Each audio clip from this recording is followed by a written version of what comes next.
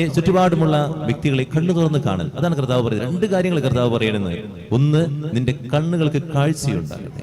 രണ്ട്, നിനക്ക് ദൈവത്തിനെ അറിയാൻ പറ്റട്ടെ. ഈ രണ്ട് കാര്യങ്ങളാണ് കർത്താവ് നമ്മൾ പറയുന്നത്. അതുകൊണ്ട് എൻ്റെ ചുറ്റുപാടുമുള്ളവരെ കണ്ണു തുറന്ന് കാണാൻ എനിക്ക് പറ്റണം, അവർക്ക് സമയം കൊടുക്കാൻ എനിക്ക് പറ്റണം, അതുപോലെ ദൈവത്തിന് സമയം കൊടുക്കാൻ എനിക്ക് പറ്റണം. അങ്ങനെ നിക്ഷേപങ്ങൾ ഇങ്ങനെ കരുതുമ്പോഴാണ് നീ യഥാർത്ഥ സമ്പന്നനായിട്ട് മാറുന്നത്. നീ ചിന്തിക്കുക, എത്ര ഹൃദയങ്ങളിൽ എനിക്ക് ഇടമുണ്ട് എന്ന് ചിന്തിക്കുക. വെറുപ്പും വിദ്വേഷവും, എല്ലാവരുമായിട്ട് പിണക്കും, എല്ലാവരുമായിട്ട് വഴക്കുമായിട്ട് നടക്കുക.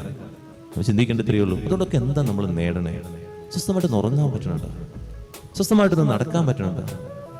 എപ്പോഴും ഈ മനസ്സിനുള്ളിൽ വൈരാഗ്യം ഇതൊക്കെ വരുമ്പോൾ നമുക്കൊരു സംതൃപ്തിയോട് കൂടി ഒന്ന് ജീവിക്കാൻ പറ്റുമോ?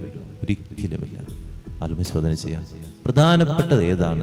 ഞാൻ എവിടെയാണ് എൻ്റെ നിക്ഷേപം കരുതേണ്ടത്? എവിടെയാണ് ഞാൻ നിക്ഷേപം സൂക്ഷിക്കേണ്ടതെന്ന് തിരിച്ചറിവിന് വേണ്ടി ദൈവത്തോട് പ്രാർത്ഥിക്കാം.